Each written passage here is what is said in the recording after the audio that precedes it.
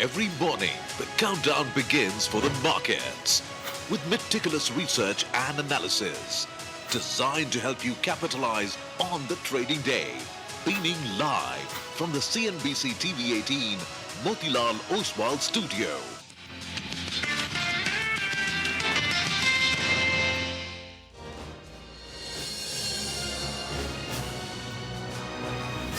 "26 years of CNBC-TV18.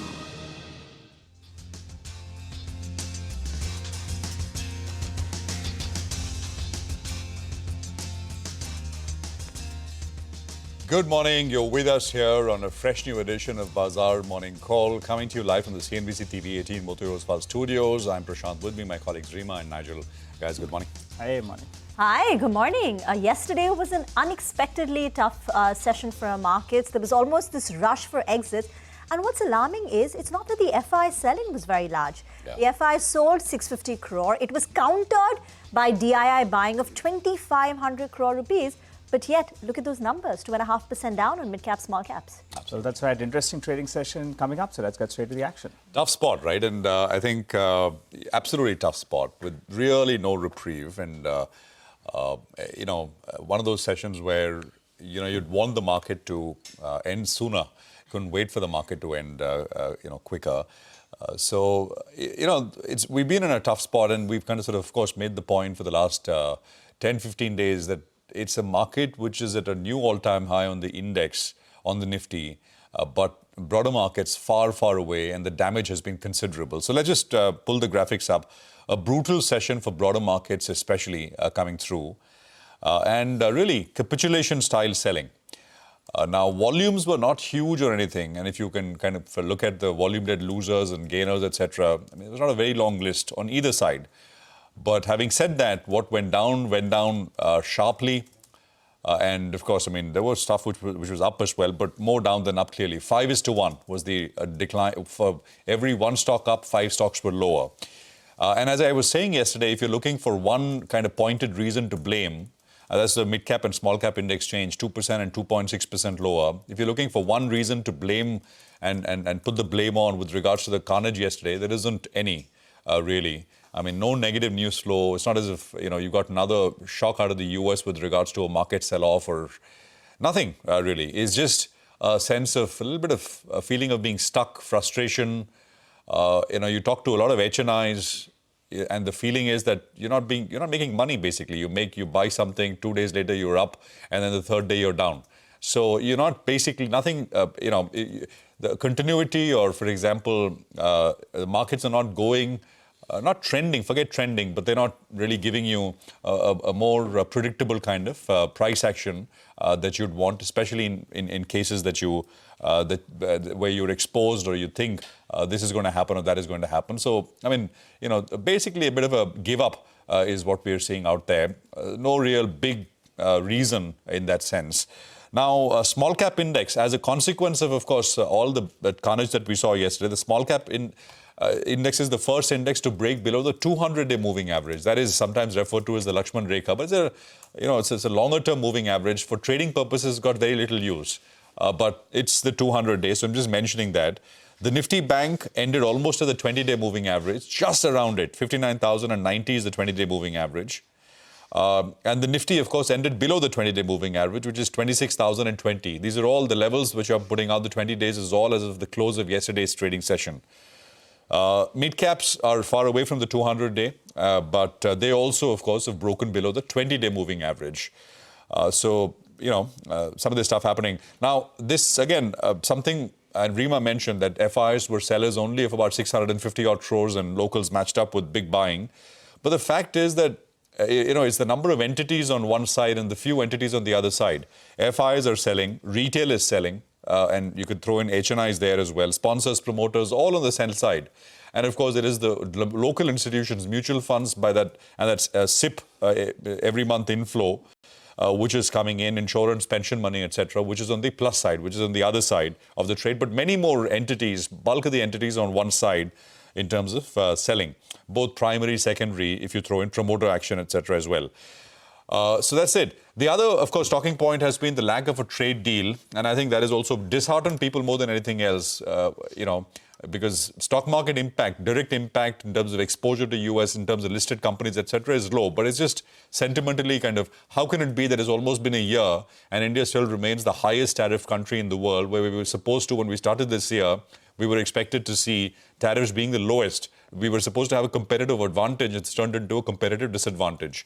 And more to that, Trump last night, and there was a long exchange with the press, and he kind of singled India out with regards to Indian rice into the US market, and he kind of warned of tariffs.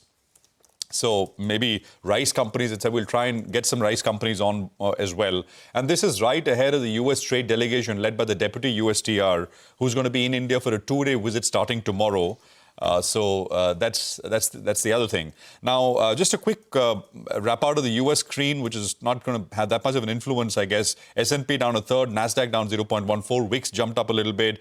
10-year yields, 3 basis points, neither here nor there. Oil had a bit of a dive, 2% lower, and we're at about $62.5. The Fed meeting starts today. The decision is tomorrow.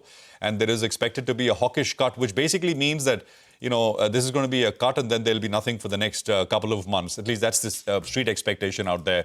But, I mean, global is not the problem. You need some stability to emerge here in India. GIFT Nifty is, I think, indicating a slightly, it's indicating the implied open is down 100 points lower. This is the problem, and we will focus on this over the next 1-2 hours or so. Nigel has walked across to the wall with the F&O positioning and how that's looking. Nigel, over to you. Well, looking at the GIFT Nifty opening, I think that, going by yesterday's close that we saw and a few technical data points, at least on the Nifty, there's a good chance that we bounce from the lows of the days. But yesterday, just looking at the price action, it was clear that there was retail capitulation that's taking place, and that was the trend we are seeing in the previous few trading sessions as well.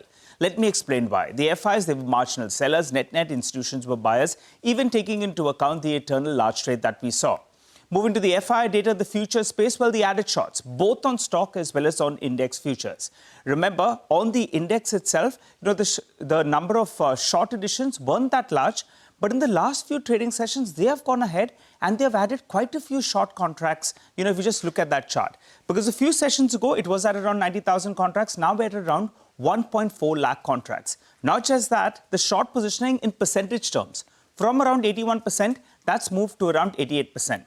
As I always say, I like some shorts in the system, and it appears getting into this series, the FIs, they expected some kind of a trade deal maybe, so they were sitting on the sidelines, but now they believe that's not going to come about in the near future, so that's why they're piling the shorts in the system. A quick check on what the clients did, in stock futures, and there clearly signs that retail audience in there, they're selling in the cash market, and they're unwinding some longs as well. And that's precisely what happened even in yesterday's trading session, with some mild shorts getting added. In fact, if you look at the last few trading sessions, the clients, yes, they're net long, but the long positioning has reduced considerably in the last few trading sessions, close to around 3% reduction on their stock futures itself. Moving to the market breadth, it was the worst advanced decline ratio we saw yesterday, all the way since the 26th of September 2025. So that's telling you the kind of pain that we saw in the broader markets. You had only one stock that was advancing for nearly 5 stocks that was declining. And there's clear signs of retail capitulation at play, and that was replicated even yesterday. In fact, to give you a data point, in the last 2 months, the retail investors, they have been net sellers to the tune of close to $3.5 billion in the NSE cash market. NSE puts out this cash market data, so just thought I'll point that out as well. But remember, when we were going up, at that point of time, retail got overloaded on the long side. So now the hope is that maybe, in fact, they could be the ones that form the bottom as well. Hopefully that happens in the coming few trading sessions. The other point is the small cap index, that's the 250 stocks. It ended below the 200 DMA as well. But there is some hope on the Nifty, as I said earlier, because the GIFT Nifty is going to suggest a bit of a downtake. The PCR has come to the lower end of the range at around 0.6, and in all probability, it could even hit that 0.6, 0.59 in today's trading session. Because the call writers, any strike you look at, there was aggressive writing that we saw in yesterday's trading session. So to give you a few levels, the Nifty first, if it fights back, it needs to get past the 20 DMA. That'll be the near level of resistance. Yesterday's low becomes important. And if that breaches, then you're looking at the 50 DMA. So that's going to be very, very important. You don't want this 25,800 mark to get breached on the downside. I think there's a strong possibility we see a bit of a pullback today just on the Nifty. The Nifty Bank, the good news is yesterday, it did defend at least the 20 DMA on a closing basis. All eyes are going to be on a couple of other big boys. Reliance Industries, in a market that was weak yesterday, that held its own. needs to fight back even in today's trading session. And the tech index, the last 2.5 months, the tech index is up close to around 15%. It's outperformed the Nifty and most global markets as well. In the last, from the September lows, if you just take a look at it, a 15% return that we're seeing. So the gift Nifty is suggesting a soft start. Maybe we see a bit of a fight back, given that it's weekly expiry contracts as well today. Indeed, thank you very much for that. Moving on, the India-US trade talks have begun under the tariff cloud. President Donald Trump signaled the possibilities of new tariffs on Indian rice. What adds weight to the statement is the timing, because this comes ahead of the US trade delegation that is arriving in India today for a 2-day visit. Is this going to be a policy measure or perhaps just a pressure signal ahead of talks? We'll wait to see. But for now, listen in to the US president and what he had to say. Tell me about India. Why is India allowed to do that? They have to pay tariffs. Do they have an exemption on rice? No, sir. We're still working on their trade deal. So Yeah, but they should be dumping. I mean, I heard that from others. So you can't do that. There's a WTO case against India Give me now. the countries, if you could. Go ahead. India. Who else? So Mark it India, down. What's your skin? yes, sir.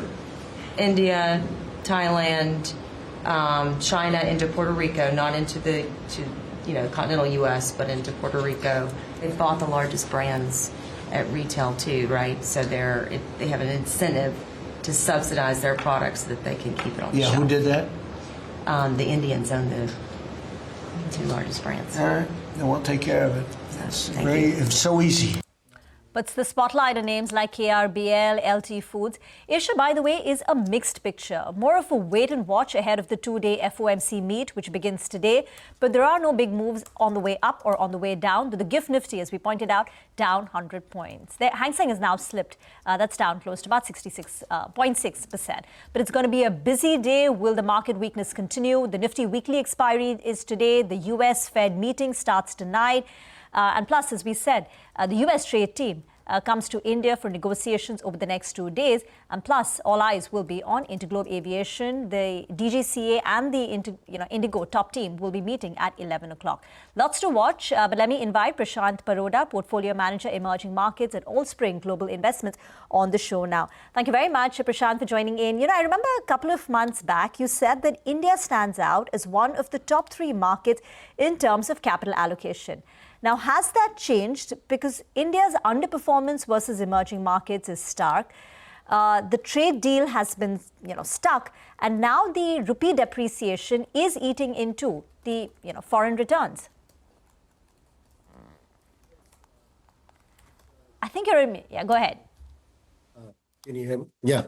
The market's definitely been challenged with the rupee depreciation above 90, and also the trade deal kind of being pushed back. But I think one of the key drivers for the market going forward, the trade deal might take a lot more time than what the market expects, but also is the Supreme Court ruling on IEEPA tariffs that will come through.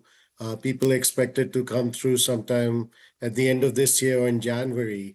And that could, change the course of how tariffs have been administered so far by this administration as well. A bit of despondency here, Prashant. Good morning, and good to see you here. Yeah. Yeah. Would that be the fair way to characterize sentiment?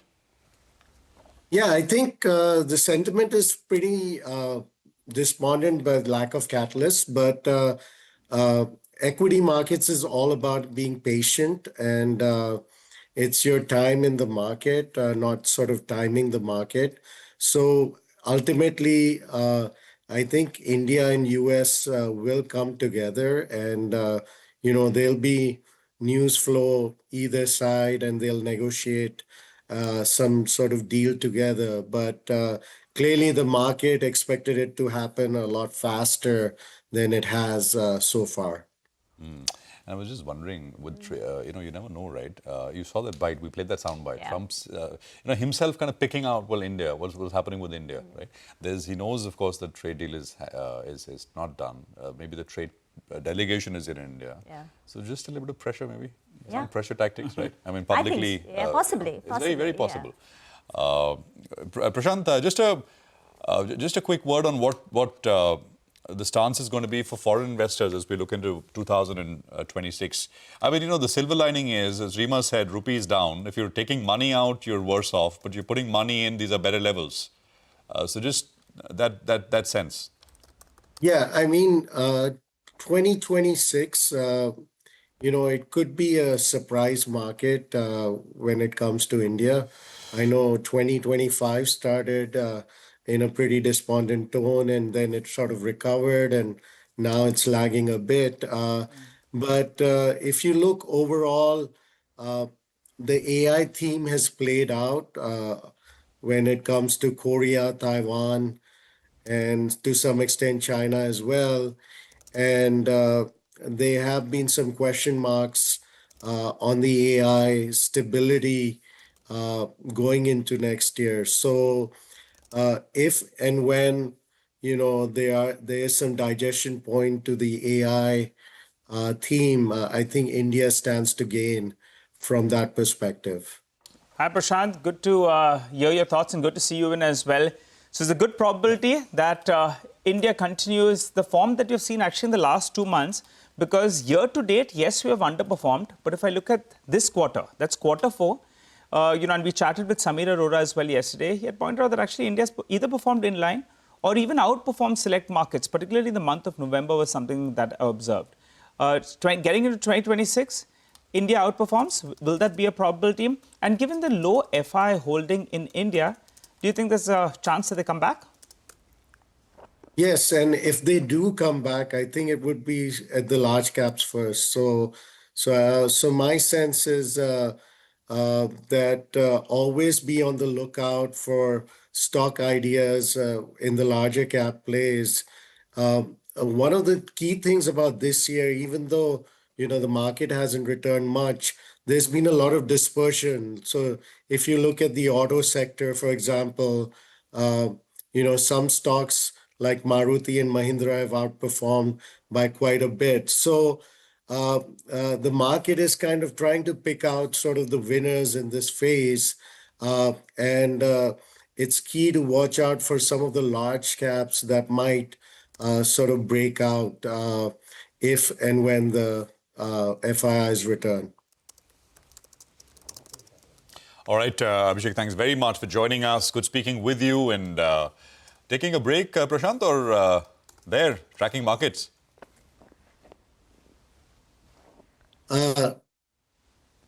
On your way to India for a break or no? No break. No. I will be actually. I'll be in India towards the end of the year. So, okay. Yeah, it will be. So our next chat next chat, if you're in Bombay, right here from our studios. Thank you very much, Prashant. Prashant, just check the flights though. Be a little careful on that one. Yeah, I mean, from Boston, I don't think Indigo flies. So yeah. I just was making a pit stop somewhere in India. But we look forward to having you in the studio. Thanks a lot for joining in. Well, thank you. Okay, let's just quickly run you through the interactions which are lined up here over the next 2.5 hours or so. So 8:35, we bring you a special conversation around Indigo's continued disruption of operations. Hetal Dalal focuses on this issue from a board oversight perspective. It's an interesting note she's written. Jinesh Joshi is the analyst who will talk about, where India's lost about 1,000 rupees from the highs, Indigo stock. 9 o'clock, we have the management of Zaggle to break down their H2 F5 26, actually more than a 26, 27 outlook, really. 9:20, Vikas Khemani of Carlinian Asset Management will be with us. He's a market master of the day. 9:35, Kalpataru Projects in our studios to talk about the outlook. And we bring you a conversation with Titans Ajoy Chawla at 9:45. So that's lineup. Latha in conversation with Ashish Gupta, CIO, Axis AMC, on all financial market equities, bonds, currencies. Stay tuned. That's the lineup.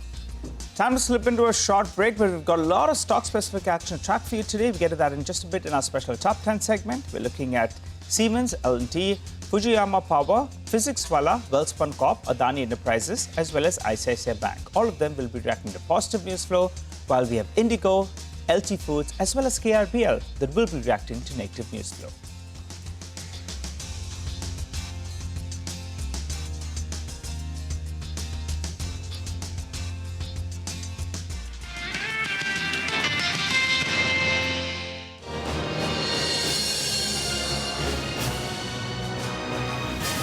26 years of CNBC.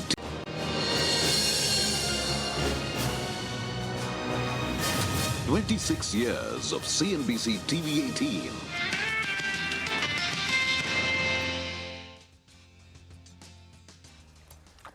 Welcome back. It's time now to talk about individual stocks. Our entire research team is standing by with CNBC TV18's list of top stocks for the day, and Indigo continues to grab headlines. Shivani is now joining in to tell us what transpired over the last 12 hours. Shivani, over to you. Well, Rima, good morning. And Indigo clearly remains in the spotlight. Yesterday the airlines said, numbers indicate that they're getting back on their feet. Apparently, 1,650 flights were operated on December 7th, and it jumped to 1,800 flights on December 8th. So the on-time performance of the airline has now increased from 78% to 91% in a day. So clearly they're getting back up on their feet. But of course, regulatory challenges still remain. The airline has been summoned by DGCA today and the Ministry of Civil Aviation at around 11 a.m. So we'll have to wait and watch what happens from that. But they have responded to the show cause notice yesterday. And what they've said is that they will do a proper root cause analysis of the entire situation. At the moment, the Indigo's CEO and CEO both said in the show cause notice response that they don't have an exact reason as to why these disruptions occurred. So what they've said is that this was a culmination of a lot of reasons. One was the winter schedule change, there was a technical glitch, and then of course the FDTL norms, the new crew rostering norms, all of this together had a cascading effect, and that is what led to these disruptions. But at the moment, what is important for us to see is that what happens from the ministries and from the DGCAs, and because the Civil Aviation Minister has also suggested yesterday that they will be cutting Indigo's winter schedule and allocating those slots to other airlines. We'll have to see how that functions and works. Civil Aviation Minister has also said that there will be an example that is set out of this entire issue. So again, Indigo will remain in the spotlight for some time in terms of what they do. But in terms of operations, the airline is getting back on its feet. Thank you very much for that. And Moody's has said that Indigo's failure is a credit negative. So that stock has declined for 7 straight sessions. Let's see today what it does. Vinny is now joining in to tell us the latest on Siemens. Hi, Rima. Good morning. So, yes, Siemens, that's the one we'll be keeping an eye out on. The company's board has approved a slump sale for their low-voltage motor business. This is to Innomotics India. Now, this is the second attempt that they're making to sell this business. The first one was in July 2023 when it had failed. This time, they're selling it for 2,200 crores. The expected sale, the slump sale, will be completed by June 2026. In terms of context for the motor business, that accounts for overall 6% of their revenue. This is September ended 2025, the numbers that we have. Now, the last 12 months, they managed to see a revenue of around 980 crores. Also, this is a strategy which even Siemens Global has been applying, that they want to carve out the low voltage motor business as well as the geared motor business into Innomotics GmbH, that's the German company. So that's what they want to carve out into a separate entity. Now Siemens India is following that same strategy as well, and that is why the carve out is coming in. Analysts are highlighting that the valuations now for the motor business are much better than what it was in July 2023. So that is why a positive is what we're expecting here for Siemens today. Thanks a lot for that, Vinny. Well, let's hop across to Vivek. He has a few stocks on his radar. Morning, Vivek. Well, good morning. In what could be a precursor to maybe an eventual listing as far as the realty assets of L&T are concerned, the company has gone ahead and approved the transfer of the realty business undertaking to L&T Realty Properties. Company says this particular move is the beginning of a phased consolidation of all of the real estate assets into L&T Realty. They've specified targets while they've not quantified them. What they're saying is, number one, they're targeting presence across major metros, sustaining premium as well as luxury brand positioning. Along with that, they will be doing disciplined land acquisitions and also be targeting partnerships as far as joint developments is concerned. To give some perspective, L&T Realty is still pretty small in terms of the overall pie for L&T consolidated business. Overall sales of close to 850 crore in the first half of FY26. Overall land development potential of close to 65 million square feet, spread across residential, commercial as well as the retail portion. Now, the other stock on the radar is Fujiyama Power. Recent listing came out with its Q2 results on a year-on-year basis. Very strong set of numbers. Revenues higher by 72.5%. EBITDA more than doubling. Margins, higher by almost 300 basis points and profitability almost doubling on a year-on-year basis. However, stock performance may be tempered by the fact that on a sequential basis, across all three of the parameters, the performance seems to have moderated a bit. On the back of that, you may see some green, but don't expect a very large uptick in Fujiyama. Thank you very much for that. And Physics Wala too reported their Q2 numbers, the first one after the company got listed. Upasana joins in to tell us how the company fared. Good morning. Yes, overall it's been a good set of numbers. The revenue growth stood at for the Q2 26% and 29% in H1 FY26. Now, mind you that the company turned PAT positive this quarter, and now coming to the numbers, the revenue saw an uptick of 26% as mentioned earlier on one-year basis. EBITDA saw an uptick of 35%. EBITDA margins expanded by 110 basis points at 17.2%, and PAT also saw an uptick of 71%. So overall, we are seeing strong set of numbers, and mind you that the board has also approved an investment of $2 million in its ARM Knowledge Planet holding and also in its other subsidiary, that is ARM Finance, which is nearly about a 50 crore investment in this as well. So overall, expect a green on this one. Growth has slowed down compared to what they did last year. In FY25, Physics Wala's top line went up by close to about 48%, in FY24, 160%. So it's done well, but it's just that it's lower than what we've seen in the last 2 years. But Ria now joins in to tell us more about LT Foods and KRBL. Well, good morning. Both of these stocks are expected to remain under pressure today since US President Donald Trump has signaled potential tariffs or curbs on Indian rice. Now, according to Trump, farmers in the US have told him that they have blamed the alleged dumping of rice from India, Vietnam and Thailand into the US for the falling rice prices, which is why these some measures may be taken against Indian rice. Now, in terms of the exposure of both of these companies, for LT Foods, North America accounted for roughly 46% of its overall top line in FY25, while for KRBL, their direct exposure to the US remains quite limited. Less than 2% of their FY25 revenue came from the US, but nonetheless, both of these stocks expected to remain under pressure today. Okay, all right. Thanks a lot for that, Ria. Well, I'm looking at Welspun Corp, a stock that actually has seen a fair bit of a correction from the recent peak. The news flow that's coming in is that their associate company, where they have close to 25% stake, they have won an order from the Saudi Water Authority. The order is more than 1,000 crores or thereabouts, and it will be executed in the coming couple of quarters. So that's on the back of that. We'll be keeping an eye out on Welspun Corp, stock that's corrected 20% from the recent peak, though they have promised that the EBITDA number will continue to look up from here on. Going back to Ria. Ria, you're tracking Adani Enterprises as well as ICICI Bank. Tell us more.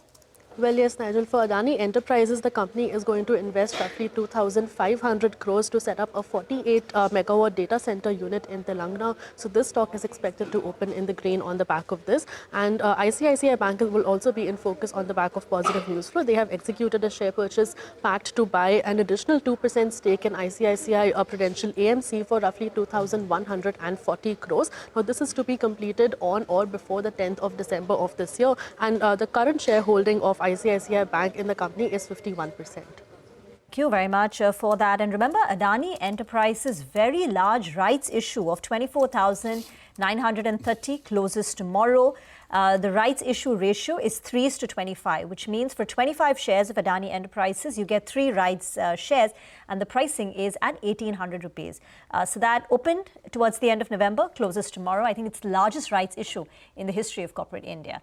But moving on now to what's happening in the world of commodities, Manisha is now joining in for a complete roundup.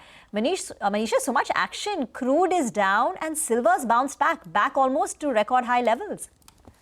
Oh, well, yes, absolutely. If you look at the crude oil prices, we're trading at a one-month lows onto this one. Well, there have been some regional equity losses, signs of soft fuel demand and the firm US dollar index. And then the US crude inventories also gained up by more than 500,000 barrels in the previous week. All of that weighing onto the markets there. On the other side, yes, ahead of the U.S. Fed meeting, where there is almost a 90% probability of a U.S. Fed rate cut right now, that has been supportive for many of these metals. So when you look at the silver prices trading near all-time highs, gold has been holding above $4,200 an ounce as well. Platinum is trading at 1.5-month highs. We also have seen palladium do quite well into the markets there. So it continues to be a stronger side there. What is not doing so well has been the ferrous metals. So when you look at steel prices, they are trading at a 2-week lows, and iron ore futures at a 5-month lows. But apart from that, whether it is about precious metals or base metals for that matter, trading on a firmer note.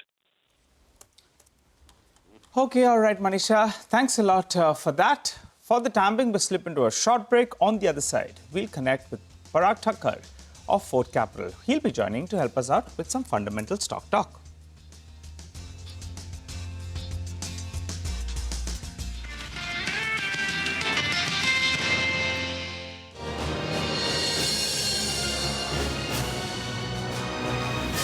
"26 years of CNBC.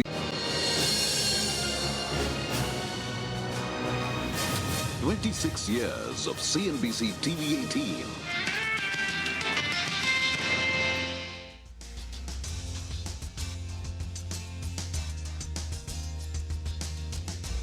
Welcome back. Hope you're having a good morning. Well, as promised, we have Parag Thakkar, Senior Fund Manager at Fort Capital, who joins us on the show. Hi, Parag. Good morning. Good to see you in. Parag, I wanted to ask you about one theme, which is the EMS theme. That had a lot of interest. And in the last 3 to 4 years, stocks have gone up 10x or even more. Now, of late, you had a bit of a saga with regard to PG Electroplast when the promoter entity first sold, and then they went ahead and cut their guidance. Street didn't like it. The stock derated. Now you have gains where there are various questions on their balance sheet as well as their cash flows. And remember, the company raised QIP money at around 5,500 rupees after being listed at around 500 rupees. What's your view on these stocks now? They've corrected a good deal, 20, 30, 35, 40% as well from the top. Anything you like from this space? No, Nigel, my view is very clear. I stay away from companies which are into normal businesses, but just because of the earning momentum, people buy it at 100p. And even if you see today, after falling by 50%, the PE multiple is 65, trailing basis. I'm not saying 1 year forward, trailing basis. So I am of the view that these businesses are normal businesses.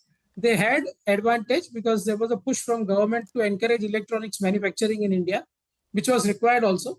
But I think the theme just got overrated in my view. And so I would not be a buyer in this space even now, even after they have fallen so much. What a fall, Keynes Tech. And by the way, mutual funds hold about 20% in Keynes Tech. So everyone, perhaps all of us, are bleeding with the fall that we're seeing in Keynes Tech. The all-time high was more than 7,800. The stock now has corrected to 3,800. The last 3-year returns is still looking robust at about 400%. But that's Keynes Tech for you. Let's see. Yesterday, 12.5% down. Parag, Tata Capital, that was the third largest NBFC, listed with a lot of fanfare about 14 months back. But the stock has done absolutely nothing. 323 today. The issue price was 326. Is it time to look in? Definitely. See, now the environment is absolutely lucrative for NBFCs, right? Government has cut, government has done whatever GST cuts, which will boost auto consumption, which will help Tata Capital in terms of growing their auto side of the loan book. Credit card spends have gone up during festive. So I am expecting very good Q3, Q4 from Tata Capital. I have it in my portfolio, 4.5% weight. As a disclaimer, I'm saying. So there is a vested interest in PMS portfolios I have. And plus, I would like to say, see, at 3 times 1 year forward, with ROA inching from 1.9% to 2.4%, and company has guided in Q2 result for 30 to 34% EPS growth for next 3 years. So a Tata Group company with 30% EPS growth, I would not like to miss it, especially because, as you have rightly said, it has not done anything. It is available at below IPO price, and things have only got better. And remember one thing, before IPO, as Tatas always do, they are very transparent. So they did a right issue at 343 rupees. Of 1750 crore, it was a small right issue, but where Tatas have put money at 343 rupees. So I would like to say that this is a 30%, 25 to 30%, let us put conservatively, compounder with all macros in favor. There is abundant liquidity in the system, which RBI has ensured. The rate cuts have happened. So the cost of capital is going to come down. Plus, they have 1,450 branches. And now they will sweat out those branches. So the productivity will increase, operating leverage will come in, and that will further improve their ROI and profitability. I would be a buyer on every dip in this stock. Got that. So Tata Capital, strong view. Parag, morning. Many who are watching, our audience would like to understand, is there something going on with all the, massive selling in broader markets, mid caps, small caps? And the simple question, right? I mean, you may like a lot of things, but is this the appropriate time, or, let this phase pass? And sometimes it is useful to sidestep something which is going on and unnecessarily not getting caught in it.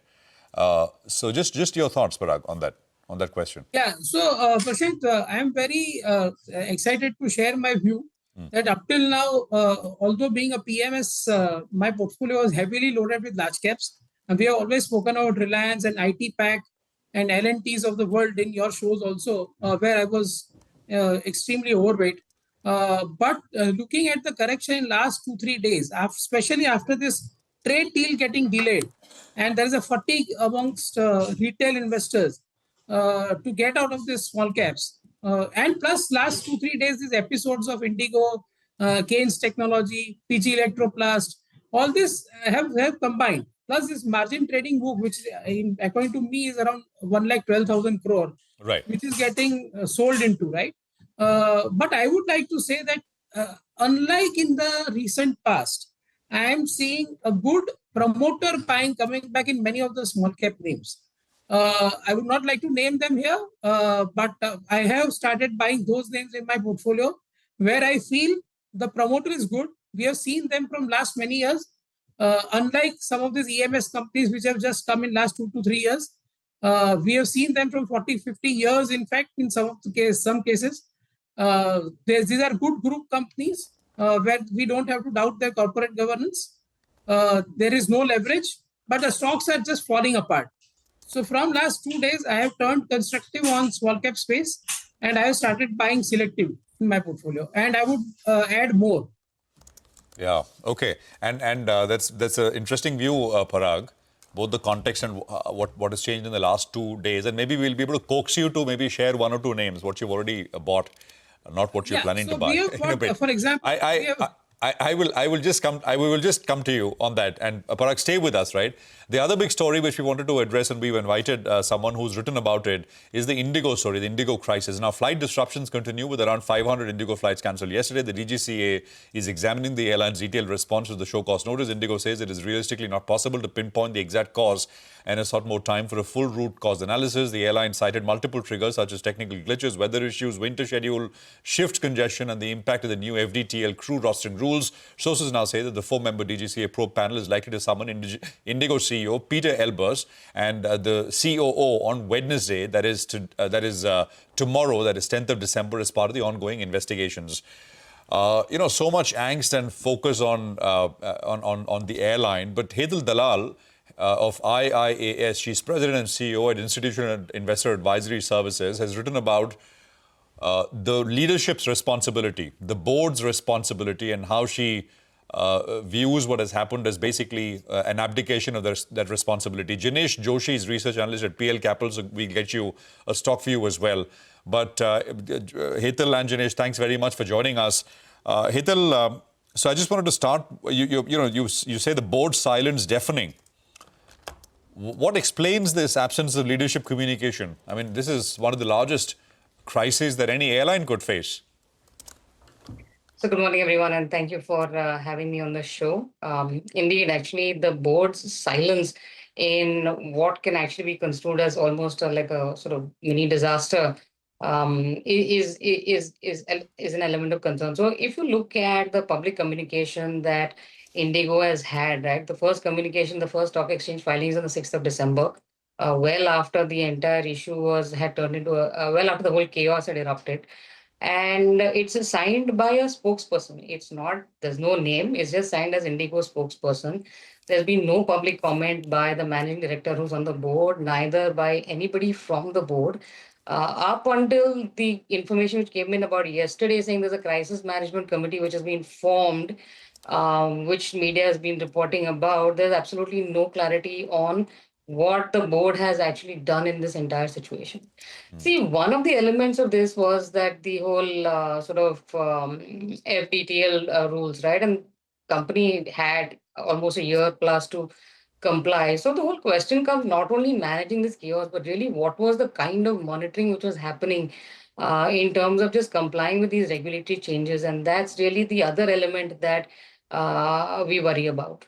There is obviously clear reputational damage, Hital, but it looks like, right? I mean, the airline is kind of relying on its dominant market share to, okay, this will pass. What else is the option? I mean, to basically weather all this reputational damage. Yeah, go on. Sorry, no, yeah, there is the context of too big to fail, as Menka says. But look, at the end of the day, they ran a lovely airline, right? It was on time. They have a very dominant market share, and they were able to sort of, get headway when the opportunity was there in the Indian aviation industry. It's true that now it's an oligopolistic market. It's sort of a limited players, and Indigo is the dominant share. So beyond the point, it will likely get away because while customers will complain, there is reputation loss, but there are limited choices. And I think therefore this is the right time, given the entire chaos and the fact that, we are currently in this situation and the regulators also will have limited ability to do anything other than sort of impose maybe crippling fines. I think it's time to also review the entire industry and the way it operates, right? The costs of actually flying an airline, the anti-poaching regulations around or anti-poaching agreements that we seem to understand are happening between airlines. I think a lot of this now needs to be relooked at. So possibly this is the time to learn from the failures. Right. Hital, from a management accountability point of view, do you think the CEO needs to step down? His position is untenable. And what about the board responsibility from here on? I think the CEO is not on the board and the CEO is responsible for running the business, which is really the dichotomy, right? But you do have a managing director on the board. Rahul Bhatia is the managing director and the promoter of the company, and he holds an executive capacity. So at this stage, given that you have an executive director on the board, the ultimate responsibility does end up with the board, right? You have an ED, you have a bunch of non-executive directors and people who understand regulators, who have experience with, sort of regulations, experience with the industry. And therefore, the entire apathy that the board seems to be showing at this point in time is surprising, given that they are actually a bunch of extremely experienced and well-established professionals. Hital, it's a question maybe not for you, but since you're with us, I'm asking it. You said this is the time to, I think, for example, pilots, anti-poaching. So I remember about a year ago, there was this podcast I was listening to. It said that, you can't, it's not so easy. You can't suddenly get more pilots because there is, I think, a 12-month window, 12-month notice periods, etc. I mean, those kind of things. And this is approved by the DGCA as well. So maybe at that point it was needed. Maybe now it's time to review. But do you think the government needs to actively work on fostering more players, more viable players in a critical industry like this? And that is something which we will see. What's your sense? No, definitely. Like I said, I think it's time to learn from the lessons. The oligopolistic market is not necessarily healthy from a customer standpoint. You certainly need to have more competition. And not only should they revisit the entire aviation industry and the structure that it's come down to, right? There were far many more players about a decade or two earlier. Now it's just become basically top 3, top 4. And I think that's certainly something that the industry should look at. I think the other thing is the government, right? It gives them an opportunity to also build more public infrastructure. Look at, better quality train infrastructure, better quality road infrastructure. So this is, for all intents and purposes, clearly a crisis, but it's clearly something that, everyone can learn from. Okay, all right. Good morning, Hital, as well as Jinesh. And very valid points, Hital, that you have raised. But what do you do with the stock? Jinesh Joshi joins us to help us out with exactly that. Jinesh, someone said that Interglobe is going to fall maybe 10%, 15%, or even 20%. Investors would be enthused. But this appears like a bigger issue. What is your view on the stock post the 21% correction that we've seen? Would you advise people to gradually start getting in because things will gradually get sorted out? Or do you think there's too big an issue and it'll take longer term? In that sense, it'll hurt earnings. Your view on the stock? Yeah, morning, Nigel. I think this is a slightly longer term issue. See, I think the cost escalation part, I mean, if I look at the pilots to plane ratio for Indigo, it is at about 13. Now, if I assume that it goes to 16, you see a 9% cost escalation in the employee cost base. So that can definitely hit earnings in the near term. But I think the bigger problem for them is to kind of hire pilots, because if I remember right, in 2024, approximately 1,200 commercial pilot licenses were issued. And given Indigo has to kind of reach that number of, say, about 16, they will need about 3 additional pilots per plane. And that amounts to about 1,100 pilots in terms of hiring. So I think when it comes to hiring, the challenge is definitely there.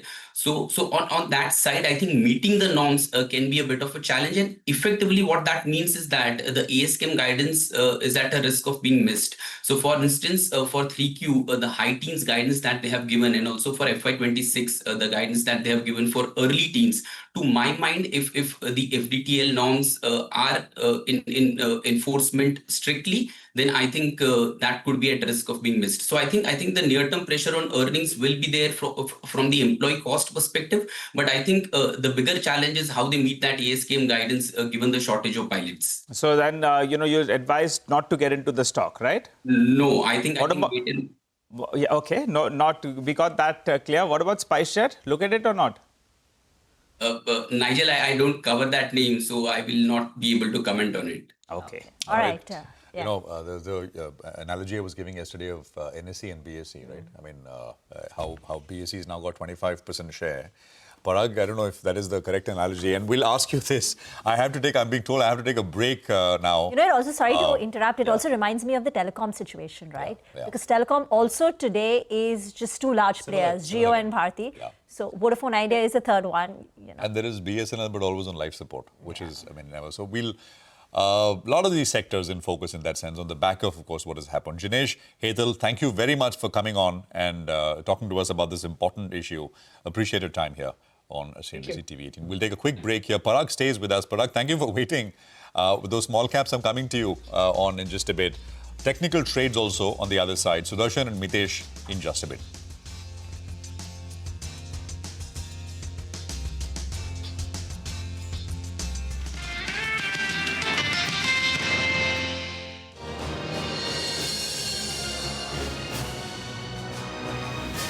"26 years of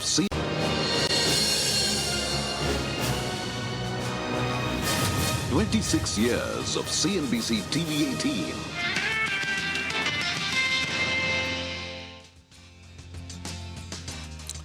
Three minutes to go for the pre-open session. Parag Thakur is waiting by. Parag, thank you for staying with us. Now, those small caps, our viewers are waiting. No, so basically, see, so some of the small caps where I have seen promoter buying, that I can tell you, and some of the stocks where we have already completed our buying, that I can tell you. Of course, with a disclaimer that investor has to take an informed view after asking the financial advisors only. We have this in our PMS portfolio, so there's a vested interest clearly. So some of the stocks, like for example, in promoters buying, I can say Greenply Industries, where promoter is clearly buying. And there was a one-off issue in Q2 where they had a shutdown.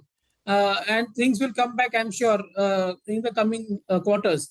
The other stock which I saw was Maharashtra Seamless. There's a huge buying by promoter. Of course, on the con call, they said that there is a dumping from China, plus the oil and gas capex is also low. But I'm saying that stock is at 9p trailing with 40% of the market cap in net cash form. And promoters buying aggressively. Something definitely to think about. So I would say that, for example, one of our portfolio company, Granules, they reported excellent numbers even after very big problem in their flagship plant. Because they have now a US plant also, which is doing very well. They have another plant in Genome Valley in Hyderabad, 30% growth in EBITDA and PAT.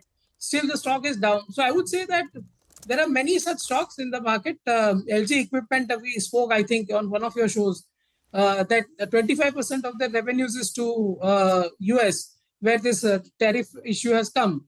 But the company has said on the earning call itself, that they have done a saving of $9 million, which will protect them from this tariff issue. And if the tariff is brought down, hopefully and luckily, then there'll be extra savings only. So I would say that there are many small caps which are looking very interesting. Of course, you have to stagger.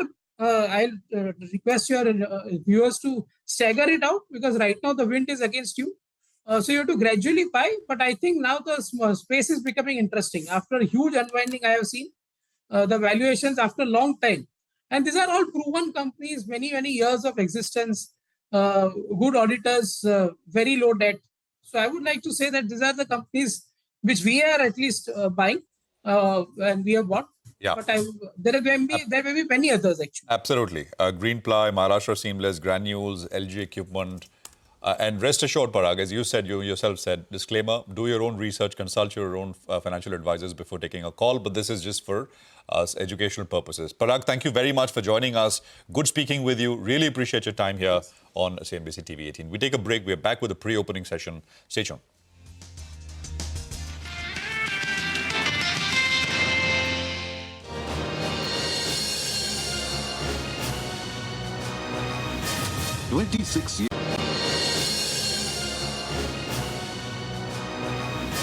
"26 years of CNBC TV18.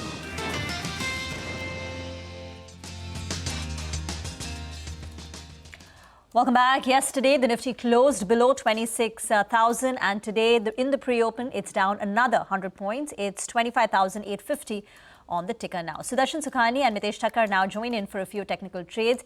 Sudarshan, you expect the weakness to continue, and what are the levels and trades that you're looking at? Yeah, good morning. Yes, unfortunately, your question is to be answered with a yes. The weakness which now we are going to see is likely to continue. The Nifty was in a trading range. I anticipated it will break on the upside because the trend was up, but that has not happened. It's now breaking on the downside, and that tells us that more downside is on the anvil. We'll probably see the Nifty drift lower or go sharply. I don't know, but probably 25,400, 25,500. So lower levels are coming. There's no buying. Mitesh, do you concur that 25,800, which was seen as an important support, breaks down and we're headed lower? And would you go short? Morning. So I think the level which you indicated is very important, 125, 850, 800, that zone. But in case we break below that, and I think that's certainly a good possibility, and close below this level of 25, 850, 820, then I think we very likely would test levels of around 25, 400, 350, which is what Sudarshan also highlighted. So very clearly, today's market would be in that sense very important. We have an expiry today as well, a weekly expiry, and we'll open right around 25, 850 or thereabouts. Stocks, Mitesh? I have 3 sells to a buy. I've attempted a buy just in case there's a recovery. So on the selling side is IDFC First Bank. It's a sell with a stop at 80.75 for targets of 76. BDL is a sell with a stop at 1451 for targets of 1365. Geofinance is a sell with a stop at 302.5 for targets of 286, and one buy call, that's Grillmark. So if it comes around 1910, attempt along with a stop below 1889 for targets of 1950. Sudarshan, what about you? Trades? It's the same, 3 sells and 1 buy. Indian Hotels is an intraday short, stop above 730. PI Industries is an intraday short, stop above 33.95. Tata Steel is an intraday short, stop above 165. Just to make it a little cheerful, SBI Life can be considered for buying if the market stabilizes, which is unlikely. Buy with a stop under 1985. Okay, all right. Thanks very much, gentlemen, Mitesh and Sudarshan, for that. Well, Trump showing no love for India, right? I mean, signaling Indian rice out this time as, and of course, allegations that Indian rice is being dumped in the US. Just want to play that soundbite out. We have a company waiting. Tell me about India. Why is India allowed to do that? They have to pay tariffs. Do they have an exemption on rice? No, sir. We're still working on their trade deal. So yeah, but they should be dumping. I mean, I heard that from others. So you can't do that. There's a WTO case against India Give me the countries, if you could. Go ahead. India. Who else? So India. Mark it down. What's your Yes, sir. India, Thailand, China into Puerto Rico, not into the continental U.S., but into Puerto Rico. They've bought the largest brands at retail too, right? So they have an incentive to subsidize their products so that they can keep it on the shelf. Yeah, who did that? The Indians own the 2 largest brands. All right, then we'll take care of it. It's so easy. Dev Garg is Vice President, Indian Rice Exporters Federation, that is IREF. Mr. Garg, good to have you with us here. You know, you just heard President Trump. What do you... so just give us the facts first. How much rice goes to the US? What kind of rice? There's basmati and non-basmati varieties. What is the export dependency for, the rice industry in India to the US? Mr. Garg, can you hear me? Hello. Hello. Yeah. Did you get the question, sir? We couldn't hear you earlier. Yes. So last year, India exported about $374 million worth of basmati rice to the US, and in terms of quantity, it was around 270,000 metric tons. So as far as basmati is concerned, the US is the fourth largest market for Indian rice, though it is a substantial market. But Indian rice exports, basmati rice exports, are very well diversified across the world. And similarly, if we talk about non-basmati rice, so India supplied around 60,000 tons of non-basmati rice to the US, placing US as the 24th largest market for non-basmati rice for Indian exporters. Now, when we talk about rice, rice is not an homogeneous commodity. So the rice which is grown in the US is not an apt-to-apt replacement for Indian rice. Mostly the Indian rice which is exported to the US is consumed by people from the subcontinent, that is from Pakistan, India, Bangladesh, and many expatriates from the Gulf region, primarily from Iran, Saudi Arabia, Iraq, and from these countries. So even if, even after imposition of 50% tariff, earlier you would know that before this entire fiasco, the tariff on Indian rice stood at 10%, which was later on increased to 50%. We have seen that in spite of increase of this tariff at 50% level, the trade has continued because it is the consumer, it is the US consumer who has borne the brunt of these tariffs. And I feel that Mr. Donald Trump's statement is in line with that frustration, that in spite of imposition of 50% tariff, the Indian markets have remained resilient and the exports have continued to grow. Because, food is something which you get used to. Food is something that you need. You don't import food because you do a favor for the Indian exporters or the Indian economy. You import food because it is your requirement. So even after imposition of the tariff. Mr. Garg, that point is taken that Indian rice is preferred by choice. But Trump's allegation is that Indian rice is being dumped. So in terms of pricing, after this imposition of a 50% penalty, how would the pricing of Indian rice compare, basmati and non-basmati, versus what is available in the US? Do you have any numbers to rebut this allegation by Donald Trump? Yes. So the export price out of India has predominantly remained more or less the same. When we talk about both non-basmati rice and basmati rice, the export price which the Indian consumer was Indian exporter was charging has more or less remained the same. However, we have seen that the price in the domestic market in the US, let me give you an example, like in 10-pound bag, which is the most popular packaging in the United States, was earlier being sold for around $13 to $14 per bag. This amount has now increased to around $18 to $19 per bag for a 10-pound bag, which is quite a substantial increase. So the realization for an Indian exporter remains more or less the same. But the increase in tariff has now been paid by the American consumer because it is the importer who pays the taxes, not the exporter.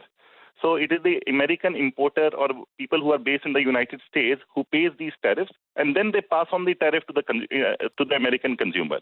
So as far as the export community is concerned, our realization has remained more or less the same before and after imposition of these tariffs. So US rice, 10 pound, now costs $18 to $19. And yes, the comparable price of Indian rice? The comparable price of Indian rice, you will see that around the average price to the US is around $900 and $950 per metric ton, the export price to the United States. So though this will depend on different qualities, so we can take an average price around $950 per metric ton. So if we talk about got it, price, Mr. Garg, we'll sorry, apologies. We'll leave it there. Sorry, we're running into market open, but very useful, very, very useful, the context, and we'll invite you back for more details. Thanks very much for joining us. Just quickly, 9-10 calls. Mitesh is back with us. Mitesh, what do you have? I'll go with a sell on IDFC First Bank for targets of around 76. Sudarshan? Tata Steel is an intraday sell with a stop above 165. Okay. All right. Now, brokerage calls of the day, and let's go to our own Sudarshan, who's here with the two names he's picked out. Sudarshan, over to you. So first, Macquarie has written on hotel companies, believes that 12% valuation compression that these companies have seen since August has created a good entry point, and channel checks indicate that hotels are back to double-digit growth even in Q3 of FY26, and that double-digit growth is likely to be sustainable because of first, high GDP growth and GST reform that recently government announced, seasonal strength and low base that these companies will have in H1 FY27. Pecking order is Lemon Tree, ITC Hotels, followed by Chalet Hotels. Citi has written on GAIL. It has reiterated buy call and target is 205. It believes that risk reward has turned favorable for GAIL, and key triggers will be tariff flow through and extent of earnings benefit, decline in Henry Hub price, and volume growth that companies are likely to see going forward. Okay, all right. Those are individual kind of moves and names which are coming through with regards to brokerage calls. We're just a couple of seconds away from the market open. And maybe we just kind of look at some of the top 10 names and stocks that we highlight. I don't know if you'll have time to just kind of list through a few of them. 93 points lower. We on the Nifty closed below the 20-day moving average yesterday. And of course, this morning we are further down still. So 25,867. And about 1/3% lower is what you have. The Nifty Bank should come up, and maybe the small and mid-cap indices, which was where the bulk of the carnage was, 2.6% cuts on the mid and small-cap indices, respectively. Nifty Bank is down 0.5%, 300 points, about a quarter lower on the mid-cap index. The small-cap index will come up as well, about 1/4% as well. So that's where we are at. Just 10 seconds to go for the market open, and should be with you in just a bit. And we'll start, of course, with the Nifty heat map, and then dive straight into individual stocks, etc. So what do we have? First rates. It's about 90 points lower, 25,875. The sensex 270 points lower at about 84,800.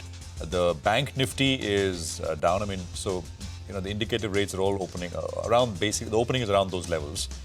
Nifty Bank is down about 200 points, so I think it's a little better, I guess, than what some of the other indices are doing. Mid-cap index is down 1/3. The small-cap index will come up as well on your screens in just a bit. So 500 up, 970 lower, right out of the gates. Early to look at the market breadth. Nifty 50 heat map gives you a quick sense of where we are starting, and then we will pick it up from there. I think bulk of the names, of course, should be. Yesterday it was 3 IT stocks and 1 Reliance on the Nifty, which were the top gainers on the Nifty. Otherwise, it was broadly all lower. On your screen now, so just about 8-9 stocks are higher. The rest of the market is down, at least on the Nifty. Asian Paints on one end, HUL on the other end. Rima. Well, the Nifty is hovering around 59,000, so it's breached the 20-day moving average, which is 59,094. It's got a cut of about 200 points. But it's falling in line with the frontline indices. Sectorally, the biggest drag is coming in from IT. Remember, IT was the outperformer over the last 2.5 months. But today, the Nifty IT index is dragging down 0.6%, with names like Tech Mahindra lower by 1%. Infosys, Wipro, TCS also slipping a similar amount. Other drags include in Asian Paints. In fact, that is the top Nifty loser, 2% lower. Eternal, there was a large block deal which took place yesterday, 1.5% gone on that. Geo Financial, Hindalco, Trend, M&M, where we got the November sales numbers, that stock too has opened with a bit of a cut. On the way up, Interglobe Aviation, after 7 days of losses, has managed to bounce back a tad bit. Interglobe Aviation opened up higher, but now it's settling with just 1/3 of a percentage point gain. And Bharti Airtel is the top Nifty gainer today, up nearly about 0.5%. Maybe the reading is that Starlink's pricing is not going to be disruptive for B2C, for the regular mobile usage, because it's charging more than about 8,000 rupees. So that is prohibitive compared to the ARPUs that say a Bharti or Jio enjoy, which is still sub 300 rupees. So Bharti is moving up, HUL also in the green. And keep your eye on Cipla. There was this article in ET today which said that because of the rise of air pollution, and the weakening, the AQI, respiratory drugs have done very well. So they were pulling out in data from Farm Track, which said that respiratory drugs have actually peaked out and seen a surge in the month of November. All right, a few stocks that are reacting positively today. We have Keynes India. The volumes are very, very high for the first 2 minutes. More than 5 lakh shares getting traded on a stock of this size. So large volumes, very high in value. Macquarie, they have an outperform call on the stock. Target price is 7,700 rupees. They believe there are no irregularities, but confidence will require effort from the management. For the time being, the street is buying into that. I'm looking at a JM Financial note as well. They as well are maintaining a buy rating, target price of 5,400 rupees. So, a couple of bullish bets coming in there from the sell side. And for the time being, volumes are large. So the stock opens up in the green. Physics wala, the street likes the numbers that they put out, and that stock, in fact, is up and about in today's trading session. One of the top gainers, actually, from the broader markets. Fujiyama, another stock with positive fundamental news flow overnight. Well, that stock as well is up close to around 3%. So green out there.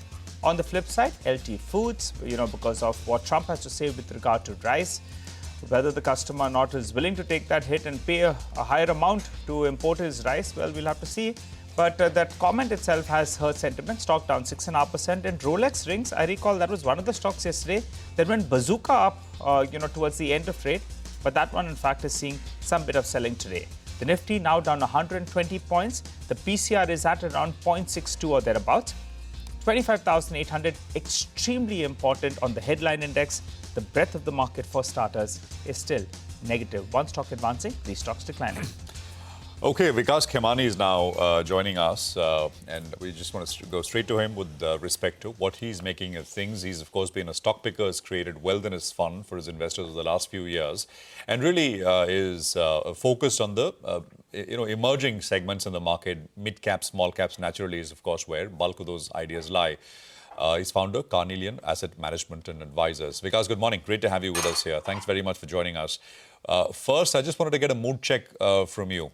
And what happened? The broader market pain has been there for a while, but yesterday, just reading the screen, it felt like people throwing in the towel. So, what happened in your opinion? And of course, more importantly, what's likely to happen from here? I don't know exactly what happened, but what I've heard is that there was a little bit of margin funding selling which came through, especially from the retail investors, is what I've heard, but there's no way for me to verify that. And I think broader market pain, as you rightly said, has been there for some time. Large caps have been, kind of leading this rally in last, couple of months. But I guess wherever there was a froth, which has kind of got clear or is getting clear, that's a good news. It's part of any market, cycle. We all know that last year there were lots of excesses which were built in many sectors and subsegments, and in last 6 to 8 months we have seen them clearing out and getting better. So, and that cleaning process is in some sense very good. Also, I think there's a significant supply of paper, and we have seen how not so good quality paper have not found and been struggling for last 6 to 8 months to see the market. So I think in some sense that whole good quality cleaning process has been going on, and which is a good news in the market, because these are the things which are structurally good for market's health, and also gives a check to the investors that why quality is important, why investing is not just buying momentum. And to my mind, nothing changes. Market continues to remain sort of one of the most promising market. It's a stock pickers market. That's where we always focus. So I think that journey continues. And these kind of times only give you more opportunity to look at interesting ideas, which otherwise, in bull market, you don't get at a good price. Because, Vikas, just to finish that point, for viewers who are watching, right, and I think we had Parag Thakkar earlier with us, and he was talking about how over the last 2 days he's become more constructive on small caps, and I asked him, from a timing perspective, of course, you can't time things down to the T ever, but, you want, do you have a view if there is, at least in the very near term, the market is headed one way, you want to sidestep it if possible and then buy what you like anyway. Maybe, a week later, 10 days later. Any thoughts at all? You don't want to get caught up in maybe like a bit of a downdrift. You want to get better prices, essentially. That's my question. Vikas, go on. I would say it's not like crazy downdrift in some sense. Like, yes, of course, We've also seen stocks doing well in last, market recovered also and went to 26,000 levels of nifty, and in mid and small cap also we see a bit of a recovery. So it's not like there's some major crisis which is brewing and one should worry about. These are the, like I said,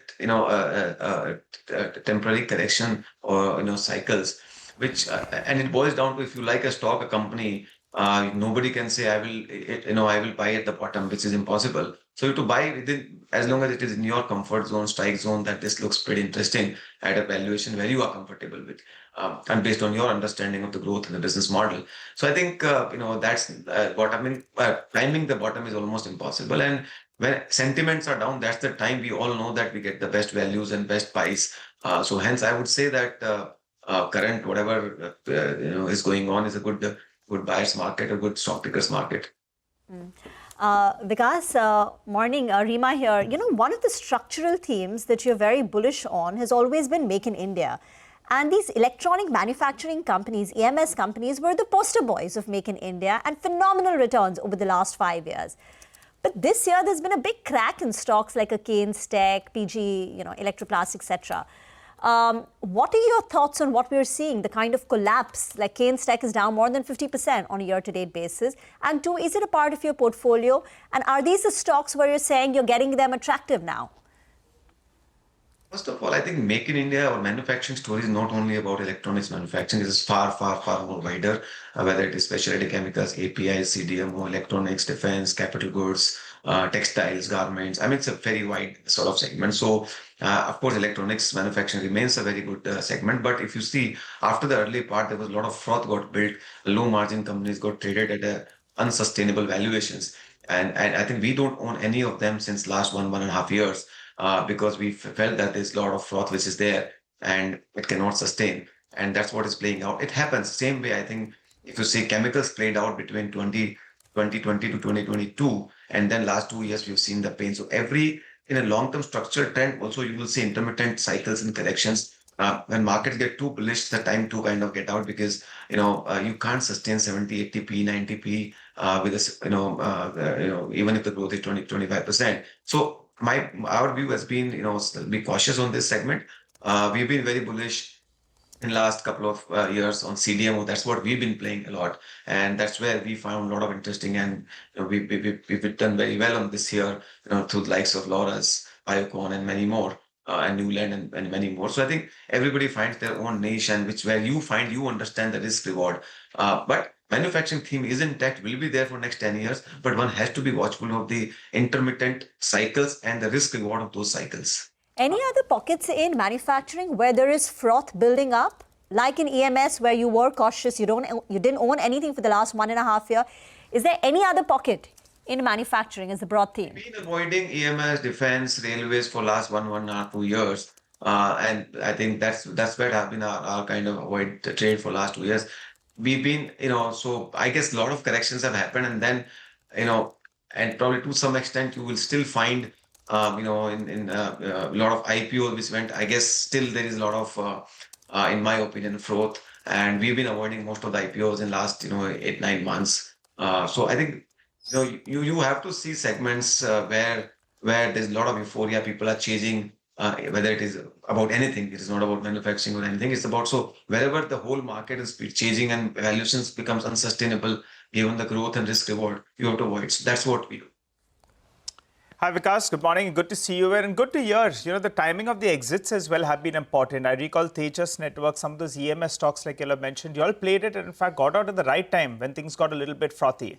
CDMO is one space that you've highlighted, which will be interesting to see. A stock like Laurus disappointed for many quarters, and then they started delivering, and the street is quite excited about it. But getting into 2026, how are you feeling about the markets? You have been, one of those most bullish commentators that we hear. What is the single biggest risk for our markets? Because the RBI has done their part, the central government as well has done enough to spur growth from here on. However, the global environment is still a little bit tacky because we don't have that trade deal on the table as yet. Is that the biggest risk? I think I would not call that the biggest risk. Trade deal can happen anytime, and I think there's a high probability of that's happening. But again, you will never know till it happens. But I don't think that's like one of the biggest risks. Of course, you don't want any kind of adversities with US, but if that's given, and I'm sure it'll work out. But I'm quite positive about markets given 2026 because I think 25 has not been so great year, and every 3-4 years there will always be a market which kind of gives soft return. If you remember, I take you back to the memory. 2022 was that year. 21 was great. 22 was poor. And most people turned bearish, and 23 ended up being good year. First half of 24 was good year. So, and then we saw September onwards, market kind of peaking out, correcting, and then we went through this whole trade deal. And in 22, it was Ukraine war, which was dominating the sentiment. Now, Operation Sindoor trade deal has been dominating the sentiment in this year. So I guess uncertainties. Every in investing vintage matters a lot. And I used to say this in 2022 that this vintage will, give very good risk reward returns. Even if after this correction, 22 vintage is giving good returns. So I do believe that even, in 25 or early 26 vintage will give a very good return. I do believe that 2026 will be a good year for the simple reason you have seen. You are seeing earning recovery happening. You are seeing monetary stimulus. You are seeing fiscal stimulus. You are seeing, one of the significant underperformance vis-a-vis any of the emerging markets. This year, India has delivered almost negligible return in dollar terms or even rupee terms. So I think, all kind of stars seems to be getting aligned, and there will be one trigger where I think, in my opinion, markets will do well. So, and trigger comes, we don't know when it comes. It's like I said, 2022, nobody knew when the trigger will come. When everybody was bearish, market kind of turned back and, started doing well. So same way, I guess, in 2026, I am quite optimistic about it. As far as the risk is concerned, I think this can come from any sources you don't expect and any time, you don't expect.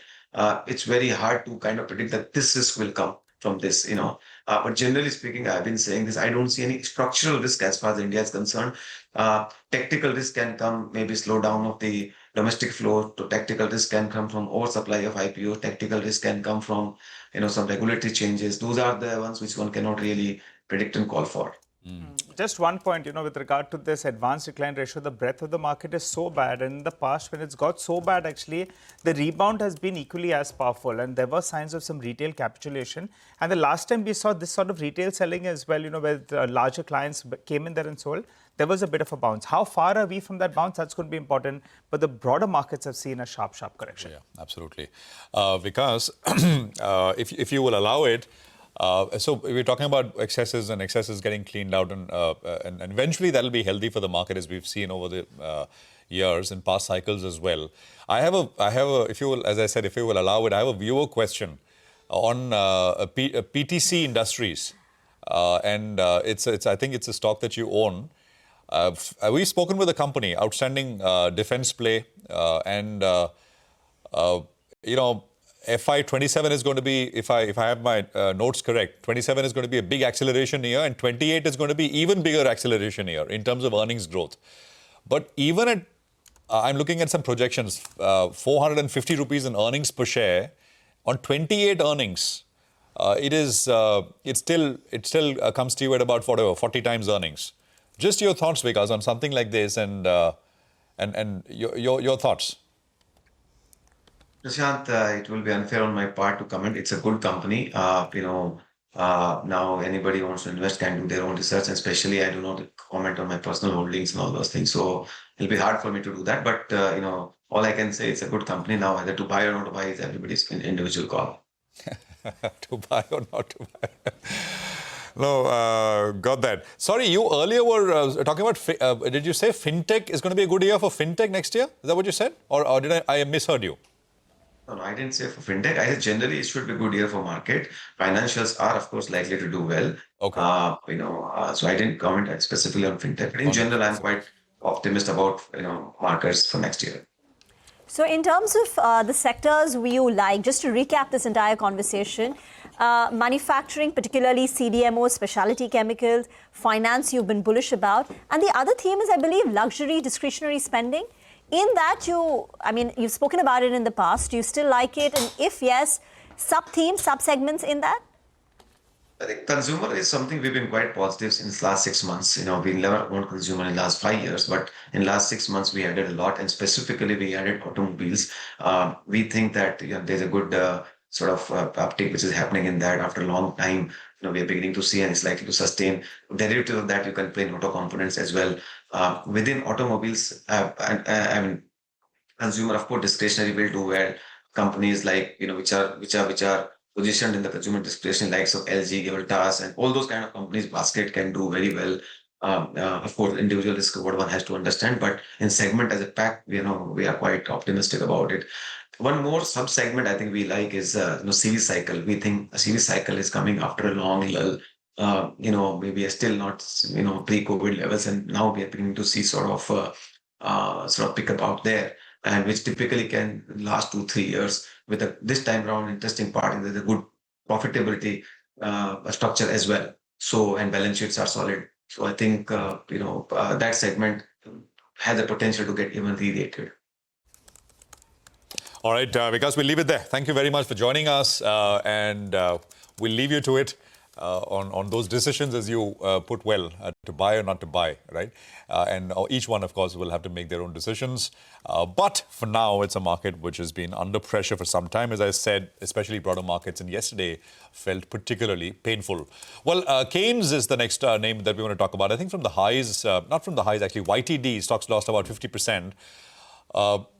The reasons are well known now, well advertised. We had the management with us. Macquarie has put out a note this morning with, I think, a counter kind of bullish view on this one. And let's now go across to Upasana for this. Upasana, take it away. Well, Macquarie has given an outperform call on this stock with a target price of 7,700 per share. It says that there were no irregularities, but management will have to take serious effort to regain confidence for the investors. Now, company has defended itself against the reports of accounting irregularities by accepting disclosure shortfalls, but it feels that the management clarification was reasonable. Doubts have been raised on various aspects, but despite that, brokerage sees strong cash flow generation and organic growth for the company. It also believes that a change of auditor is needed to restore this confidence, is what the Macquarie has highlighted. Okay.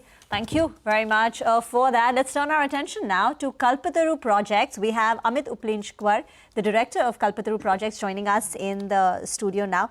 Amit, thank you very much for joining in. Before we talk about H2 outlook, FY27, etc., this Jal Jeevan mission, that's come under the scrutiny. Are you all getting impacted? What percentage of your order book is related to Jal Jeevan, and what is the latest? Because what we heard about a month back is that Centre has stopped giving additional funds related to this mission. So, Jal Jeevan would be close to maybe 10% of our order book. Okay. But I think there are several categories of companies out there, but I think we have a clean sheet on all audits, so we don't have a problem there. And I think because the receivables are from the sovereign, I don't think we are overtly worried about that. Of course, it hurts us in the short term because, we have receivables. But the indication that we are getting that it should get sorted very quickly, because at the end, these are our irrigation and drinking water projects. So I think FY27 hopefully is a year where all these get cleared and new ones come. And the receivables amount related to this? So we'll be upwards of 1,000 crores.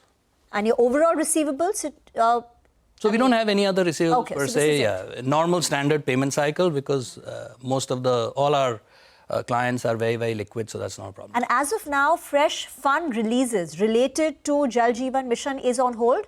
I mean, does that impact your H2 revenue outlook? So, at the end of H1, we've had 33% growth in our revenue. So that covered sort of the shortfall that we had coming in from water. And obviously, we're very cautious, and so is everybody else in the sector. We are going cautious in terms of our revenue delivery, because that means deploying more capital. So I think till we have clarity on that, we are going to go cautiously. But overall, we don't see that much of a dent, because it's less than 10%, as I said, of our order book today. And you've got a clean sheet? We've got a clean sheet. We don't have a problem at all on all our audits. But when do you get this money, sir? There's receivable being high. I've been speaking to a lot of industry people, and they've been optimistic for the last couple of months that it's coming. Yeah. They've got some maturities as well from various governments that they're likely to release that fund, but still not happened. So, I mean, I can only tell you what we hear, and everybody said, don't worry, this is, at the end, it's sovereign.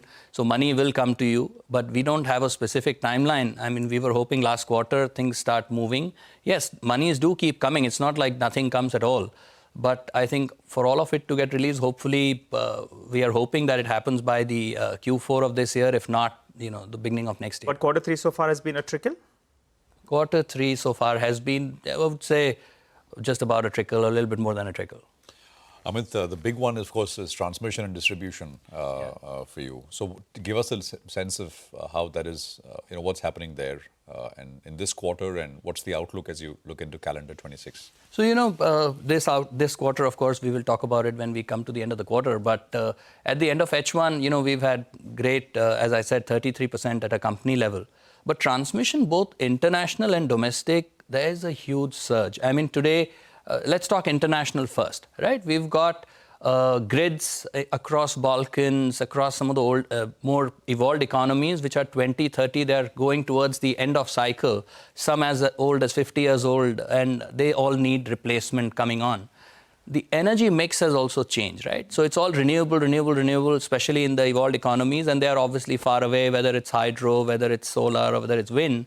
And connectivity to the grid is going to be a huge opportunity for us. So I see at least the next 10 to 15 years unabated T&D opportunity overseas, right? Africa, Middle East, LATAM, Europe, right? From a supply standpoint. In India, again, you know very well the renewable targets that we had set by 2030. People are now waiting with their power plants, sometimes waiting to evacuate power. So I think India also, as HVDC has come in, long distance power lines, so our unit values go up, realizations get much better, and that you can see in our margin profile as well, that it's getting better. We are now H1 almost close to 5.3% on a PBT level and almost close to 9 at an EBITDA level, in spite of having some businesses which are capex heavy. So I think I'm very, very bullish on the T&D sector, and being in the top 3 players in the segment, not just in India, but also globally, and being completely vertically integrated. As you know, we have 2 gigafactories for manufacturing towers and everything else. So I think I'm very bullish. You mentioned renewables. There was this one headline which 2 days back saying that for thermal power in India there was this 2035 odd deadline, right? Correct. That you're going to add up till 2025. But now apparently it's being extended all the way till. I mean, there is talk that you need more addition all the way to 47 apparently. Because if you see the last 24 months. Huge thermal new capacity builds have been ordered out by both private as well as government gencos. And I think the reason being that, the mix when this policy was made of 2034, the amount of absorption that's coming out through data centers and this whole EV drive that has gone in, the requirement of power has just ballooned, right? And also plus a lot of the private sector capex that was not happening for several years, and most of the private sector capex went in buying distressed assets. I think that cycle for once, and we are very, very happy to see that change. And as you can see, a lot of private sector capex is coming in new builds. And that is also driving up power demand. So I think you're right, probably 2047, 50 sheer demand of that, and issues that come with renewable instead of, renewable in grid evacuation, etc. I think this is there to stay. But plants are becoming more friendly. There's zero emissions. There's NOx come in. So it's not how a thermal plant used to be, 10 years ago. Amit, what about the rupee move? How does it impact your business? You'll have some part of your money that comes in from international operations. So do you gain on that front? And in terms of your borrowing mix as well, is there a dollar-denominated borrowing that you'll have? How does it impact the company on the whole? So in general, not much, because, as a policy, and we've all gone through these severe cycles. So wherever we have commodities that are hedgeable and dollar rupee that's hedgeable, we always keep ourselves hedged. So, we don't want to make money out of a dollar rupee movement up or down. We would rather focus on our EPC business and keep that hedged. So it really doesn't bother us much. That's good to hear. All right. And brilliant. Just look at that. We have that plate up for our viewers on the screen. From around 160 crores in the last 26 years. You've moved to around 22,000 crores. Good on y'all. And 26 years, Amit, because we celebrated our 26 years birthday. We've had the journey along with you, and I think we've grown as you have. And thank you for being there with us all the time. I mean, actually, Nigel, we were putting those numbers up, right? Over the last 26 years, the market cap, overall NSE market cap is up 100 times. 100 times. You're up whatever, 120, 130 times, right? Right. I mean, with the number 166. Everybody wants more always when it comes to market cap. But no, yeah, it's been a great journey with CNBC and at Kalpataru over the last 26 years. All right, what about the way ahead? You have some exposure, I think, to Sweden as well as Brazil. Look at maintaining those ventures out there. Any kind of IPOs, value unlocking for your shareholders. You want market cap, you need to do some of this stuff. Anything planned? So, we obviously keep looking at opportunities where we can maximize value. Mm-hmm. And of course, we are evaluating those options. So far as new segments are concerned, we are constantly adding capability. We've got Center of Excellence now, which is a huge sort of GCC of sorts of Kalpataru back home, from where we support Sweden and we support all our businesses across various sectors. And I think Sweden is an aging grid, as I said, because they were one of the first ones to come out with grids. And I think great opportunity there for us. We are the leading contractor, EPC contractor in Sweden. Our water businesses are going overseas. Our urban infra mobility businesses are going overseas. You would have seen a great Israel push, which you guys covered as well. And I think we have opportunity for, after a long time, to take other than transmission, our water, our airports, our urban mobility businesses also outside, oil and gas. Huge resurgence in the petchem and downstream space, which we are also following. We are doing a very, very large project with Aramco, and we are looking at ADNOC and several other companies where we are qualified. And so the room ahead looks very, very pretty. So what's the contribution of international today to your revenue and order book, and how might that change with this push in the next, say, 5 years? So, overall basket, our revenue, we've tried to keep, our target is to be 50-50. Obviously, you cannot have a straight line. Sometimes international go up, sometimes domestic go up. But the idea is to keep a balance, and also within that, keep sectoral balance. So not have any one sector be too overweight. Of course, transmission, because we also have our own manufacturing, gives that added revenue. But the idea is to keep a balanced approach across sectors, geographies for us. Amit, I was some of these reports, global reports, in terms of the grid opportunity, because they're old and aging. Even in the US, 30, 40-year-old, right? And some of the numbers are, humongous. I mean, unimaginable. And of course, not now, but it'll all have to be done over the next 5-10 years. Right. But you're there whenever this opportunity comes up, or it'll be again, low-cost Chinese kind of firms going in there and outbidding companies like you. But no, it's not going to be like that. So America, I really don't know. Not America, but some of the others. Even America. The world is so big, right? I mean, just look at that today. I got asked a question last week. Are you guys looking at entering new sectors in the EPC business? I said we practically cover all of them. And with overseas markets opening up for all our other sectors, I think we just want to be present in our 8, 9, 10 sectors and keep focusing on that, build capability, keep adding more tech. And I think that's where we are. I don't see the need to do something different for the next 5 to 10 years. There's enough opportunity to grow. Yeah, absolutely. That I completely agree with. Thank you very much, Amit, for dropping by. Thank you so much. Really appreciate it. Thanks for having me, and congratulations on your 26 years. Thanks very much. Well, I think we're going to take a quick commercial break here. The market's down 200 points, so it's pretty tough out there once again this Tuesday morning. On the other side, we have the management of Titan to tell us how did festive demand kind of pan out. Just a status check. Stay tuned. Coming up.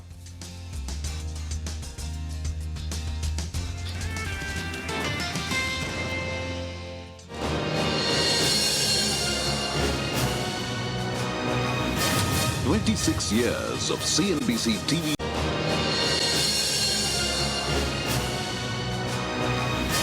26 years of CNBC TV18.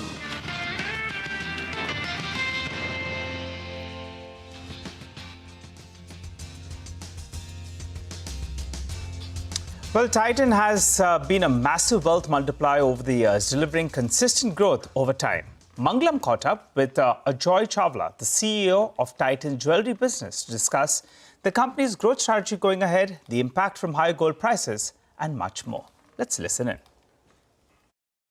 Whether it was Mr. Desai, who founded the company, or Bhaskar, who led it for so many years, and in the last 6 years, Venkat has led it. So a large part of it is really being the custodian of an organization, or as Bhaskar used to call it, an institution called Titan, and ensuring that we stay the course of excellence and stay the course of performance. from a performance standpoint, let's talk about that. First half of this year, revenue 18% growth. You've seen margins around that 11-12% mark in the jewelry business. Second half, seasonally a lot stronger. What is your anticipation of how this year ends and thereafter the target for the next year? So how the year ends is very difficult to predict because every quarter, every month tends to be volatile. I think quarter three has begun pretty well. We had a very good festive season, and November also has been pretty good. So far, so good. I think we'll stay with whatever I had shared in the investor call, which was in early November, to say that we should hopefully, by the time we get to December end, we should hopefully be better than our first half results in terms of top line growth. We should certainly see a YTD December growth, which is higher than what we saw in the first half. You said that the third quarter was good for you. The first 9 months of this year, your growth will be a lot better than the first half of this year, where the revenue grew 18% of the jewelry business. I just wanted to understand a little more on the third quarter performance so far. What kind of growth do you anticipate coming in, and how will that be differentiated between volume and value? Because at one point, gold prices were surging. Thereafter, they declined. And at every decline, people started purchasing more in the stores. So how did that equation pan out in terms of buyer growth, volume growth, and value growth? So while I can't share figures because we share that once a quarter with the stock exchange updates, but I can give you a qualitative feel. We did start seeing some amount of buyer growths come up in October and November.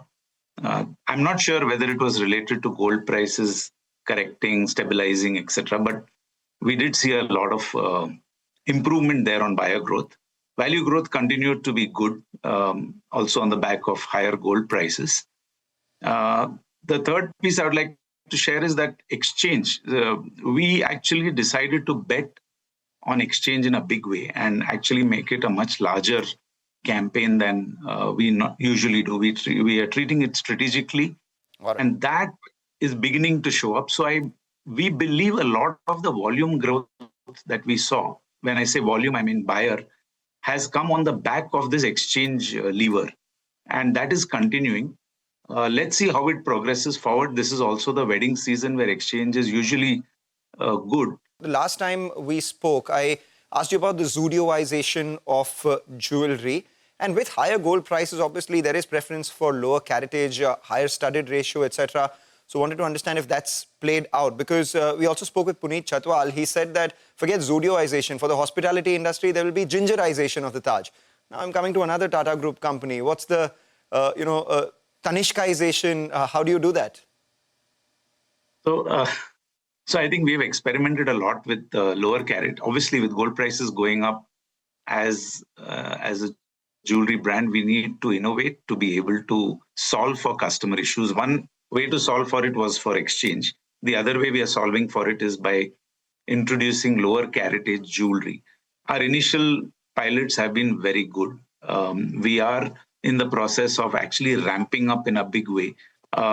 We believe that this is the way to go because there is no end in sight in terms of where gold prices will go. It's not dependent on us at all. It's dependent on international forces. It's dependent on risk in the world economy. It's dependent on what central banks decide to do. As regards Zudioization, I think our portfolio strategy with Tanishq, Mia, CaratLane, and Zoya, of course, is working very well. And at the lower end, in the below 1 lakh rupees price point, where I think a large number of new buyers come in, or where a large number of younger buyers also come in, we believe that our portfolio strategy is playing out well. There is a strong presence of all our brands across all the key markets, at least if I can say Tanishq, Mia, and CaratLane. If you go to a jewelry high street market, you will find all these brands very strongly present. And in a way, the customer gets a lot more choice. And the price points are competitive. So I think given the portfolio play, we are seeing a very good opportunity to corner a larger share of new buyers. In gold jewelry, in fact, the pressure on buyer growth, especially in the sub 50,000, continues to be high. And we think that that segment may take a little longer to kind of revive. What does that do to your margins on the jewelry business? 11 to 11.5% is what you've guided. Do you maintain that? And secondly, competitive intensity. How is that been versus what it was, say, about a year and a half ago, where it was really heating up? I think competitive intensity continues to be very high. There are enough and more players who are already there, and every player has access to good capital. Therefore, there is a lot of retail expansion taking place across many players, including those which have got newly listed, etc. We, of course, are continuing our aggressive push in terms of retail expansion, and not just expansion, but also, transformation. On the margin side, Mangalam, I would say that given the continuous rise in gold prices, there is always a downward pressure on margins, especially on the studded gross margins, because the relative material composition is changing, and diamonds gives you a higher margin than, let's say, gold. And if the weightage of gold is to diamonds changes, the downward pressure does go up. And therefore, we think we should remain on an annualized basis in the ballpark of that lower range of the 11%. Let's hope. The eyewear business, everyone's been questioning, what Titan's calculation of the TAM is, whether, it is as big as, say, something like a Lenskart projects, etc. or not. What's your plan of growing that piece of the business? Because suddenly people are looking at ascribing value to the eyewear business of Titan. Our view of the addressable market on the eyewear business has been in the ballpark of 25 to 30,000 crores. And these are the best estimates we could come up with. We know that there are different views on that front. On eyewear, in terms of growth strategy, I think we have been pursuing a volume-led growth strategy on the one hand. And in fact, our pricing has become sweeter. We have products which are at the entry point. And after a long time, we are beginning to see good volume growths. In terms of the value side of it, from premiumization perspective, there is an entire transformation program underway. So quite a few of those stores have come up and they are doing exceptionally well. So we see this two-pronged strategy actually working well for us. And that would start showing up in both our volume growth and value growth as well. And given the operating leverage in that business, that will then also kick in very well in terms of our EBIT. A one-word answer on what you would like to focus as the leader of Titan most? Growth. Growth is our natural aspiration, and it's something that we've been good at. And to drive growth, innovation. Well, that was the word coming in from Titan. For the markets, the weakness continues. The Nifty is now below 25,750. 1.5% gone on the mid-cap index. So the sell-off, the bloodbath continues. The Nifty small-cap index too, down a similar amount. The advanced decline ratio is 1:7. Stocks getting hit hard include rice manufacturers like LT Foods, KRBL. This is after Trump threatens tariffs on Indian rice manufacturers. Ria joins in with more. Well, yes, both of these stocks are taking a hit in today's session after US President Donald Trump has signaled potential tariffs or curbs on Indian rice. Now, as per Trump, farmers in the US have blamed the alleged dumping of rice from India, Vietnam as well as Thailand into the US for the falling rice prices, which is why he may take some measures against Indian rice exporters. Now, in terms of the companies that have been impacted from this, LT Foods, for LT Foods, North America accounts roughly around 46% of its overall top line in FY25. This stock is down roughly 7 to 8% today on the back of this news. And even for KRBL, the direct exposure to the US remains quite limited for them. Less than 2% of the FY25 revenue came from the US, but this stock also down around 1 to 2% today. Thank you. And Keynes Tech has rebounded after Macquarie has a bullish note coming out on the stock. Outperform rating. Upasana joins in to tell us why they see promise in this company. Well, certainly, Macquarie has given an outperform call in this one with a target price of 7,700 per share. It says no irregularities, but will need effort from the management to regain confidence of the investors. Now, company has defended itself against the reports of accounting irregularities by accepting certain disclosure shortfalls. But the brokerage feels that the management's clarification sounded quite reasonable. Doubts have been raised on many aspects. Despite that, brokerage sees a strong cash flow generation and even organic growth for the company going forward. Hence, it believes that a change of auditor is needed at this time to restore the confidence. Thank you very much for that. By the way, KRBL has recovered. While LT Foods is still down over 7%, KRBL is now back in the green, and from the day's low, it's managed to recover close to about 3%. We'll take a break, Rima, right? I mean, I think it's 10 o'clock just on. Stan, more than 40 out of the Nifty 500 stocks are actually at 52-week lows. Wow. Market breadth as well, maybe just a quick look. It's actually exactly a repeat of yesterday, almost exactly a repeat. 5 stocks are down for every 1 stock which is higher. So it's looking pretty bad. Chandan Taparia is with us at Motilal Oswal Financial Services. Chandan, good to have you with us here. Thanks very much. You know, it's one of those phases where I guess selling begets selling. There is also this element of trying to protect profits, at least from an institutional perspective. One is picking some of that up as well, that, you know, you've done well over the last couple of years. You don't want to kind of give away that as we close this year out. Just your thoughts, Chandan, on what's going on and road ahead. Good morning, Prashant. Thanks for having me. And yes, I think this is the phase where we have seen sustained selling pressure. However, in last couple of weeks or months or quarter, the market was holding well. But now from last almost 2 to 3 months, sustained selling is clearly visible in mid-cap, small-cap counter. However, Nifty just few hundred points away from its all-time high. Just couple of days back, it made lifetime high at 26,325. But most of the stocks, especially from the mid-cap and small-cap, are down. So we need to keep couple of things in mind. First, short-term trend is slightly negative, as most of the indices are trading below their 50-day exponential moving average. But Nifty is not likely to go much lower because selective heavyweights counter are finding support-based buying at lower levels. So there will be divergence between broader indices versus other sector and stock-specific action in the market. If I totally look at the Nifty, the major concern happened from the USD INR, which is continuously weakening, and because of that, FI's flow is missing in the market, and the FI's long-short ratio again come back to 12%, which has seen some spike. So I believe upside could be kept in the Nifty index, but again, multiple support and higher base continue to hold the broader market. So as of now, till it remains below 26,000, the trading range has slightly shifted lower to 25,500 to 26,000. Earlier, the trading range was in between 25,900 to 26,300. That is slightly shifted lower due to the recent fall.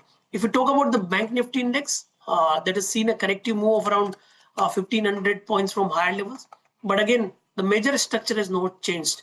It is respecting well above its rising trend line and holding above its 20-day exponential moving average.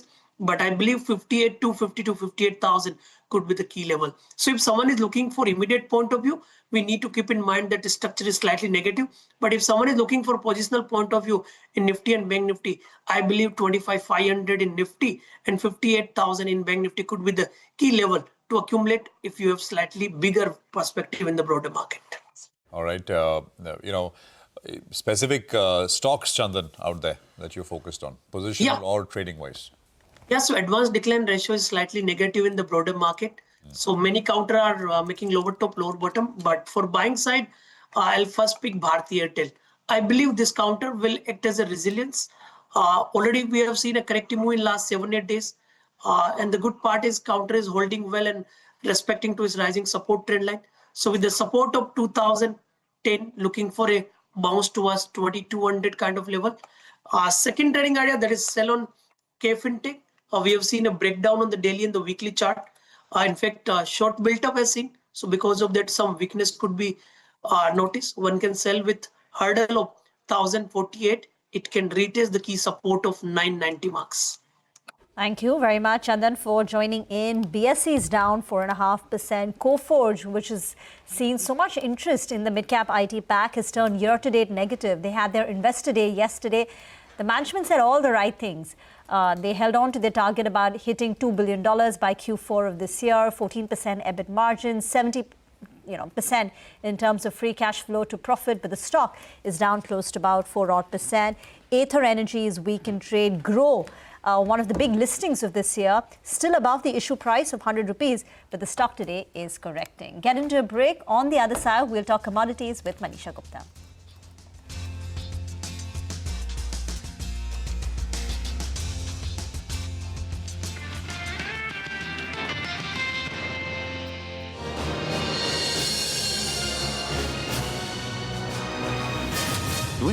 Years.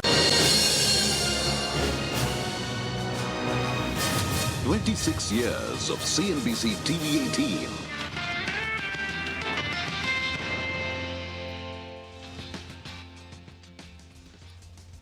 Welcome back. Now, Trump has re-raised the prospect of steep new tariffs on Indian rice exports.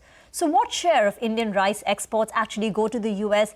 Is India really dumping? What impact will this have? Manisha joins in for a deep dive. Manisha. Well, thank you so much for that. Well, yes, the big statement that we've seen or reacted to or woken up to today clearly has been the statement that has come in from the US president, suggesting or saying that a possible new tariff on the Indian rice perhaps could be coming in.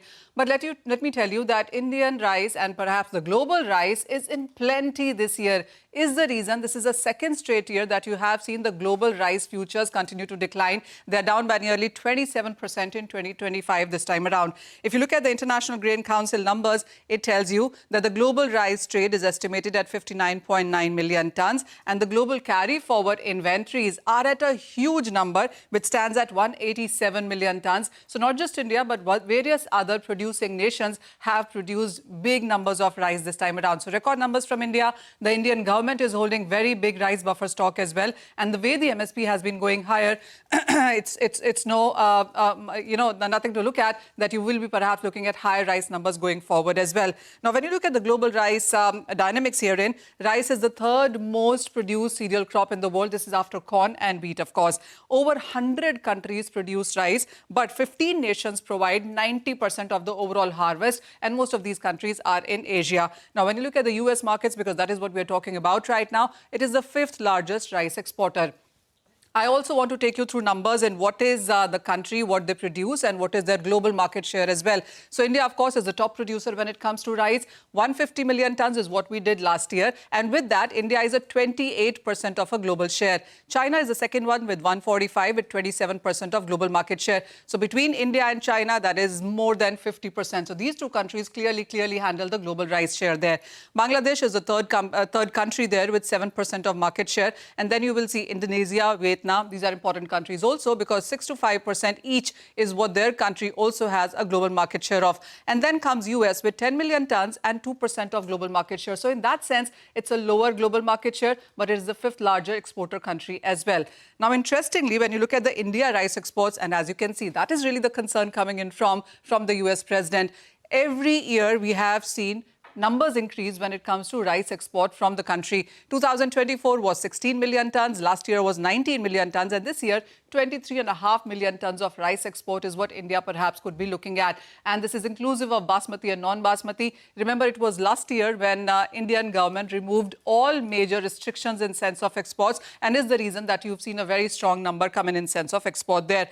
Also, when it comes to basmati, India exports to West Asia, Europe, and various other countries. When it comes to non-basmati, the newer market that India is looking at is South Africa, Philippines, Malaysia as well. So it is about the Asian countries and African countries which seem to be importing a lot of rice from India. Expectations are that with the kind of rice availability that you have in India, you could be only looking at higher exports. With what US has said, whether or not that throws a spanner in the wheel is something that the street will have to watch. Thank you, Manisha, for explaining that so well. We will slip into a break on that note. On the other side, Lata will speak with Ashish Gupta, CIO of Axis AMC, on financial market, equities, bonds, currency. Stay tuned.